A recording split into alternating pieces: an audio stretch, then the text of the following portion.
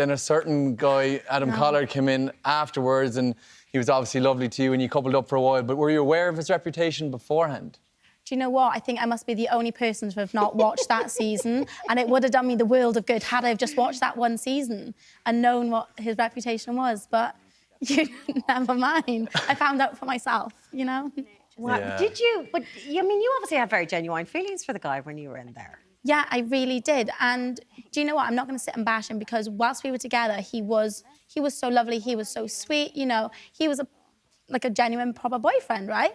And then, you know, things just take a change, don't they? And we're all grown up, so we can all move on and know that we all make mistakes. So, yeah, but that was hard, especially in the public eye as well. That was so difficult. Yeah, because I don't even like asking about this, because I think this is horrible anyway, to go through ups and downs in relationships, let alone have, you know, media, people like us even asking you about the nitty-gritty. But he, post Love Island, you two were together, but he was snapped in a nightclub, getting too friendly with other girls. I mean, it's kind of ridiculous that this is even happening. Like, Yeah. he's kind of a dumbass, really, if he doesn't realise it's going to get back to you, that everyone's got a phone and they're probably just prepped and ready to catch him being offside. So how did that play out for you? How did you feel watching this all happen in the public domain? So he did warn me about this. He was like, look, just to give you a heads up on these PAs, like there are people out to get you and to try and get any angle that makes it look bad. He's like, so don't take every picture as it comes.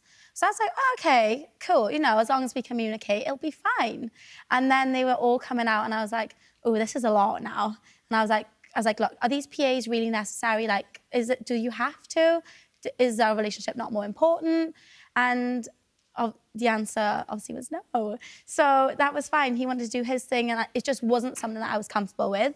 And I just felt in a relationship, I want a certain level of respect and I wasn't quite getting it at all, really. So I was like, look, this isn't working. Let's just call it a day. Yeah, So. well, I think you've handled it beautifully and you've come out very well off the other side of it, and he obviously hasn't, so well done to you. It's obviously very tough to go through something like that. Yeah. But we were chatting beforehand, and you're quite a hometown girl, so probably similar to my mother, they always have an opinion. Oh, and yes. what was her opinion of Adam? I don't think she was too much of a fan. Did she give you I told you so? Did I have a told you so? Oh my gosh, I am not allowed to pick my own boyfriend for the foreseeable.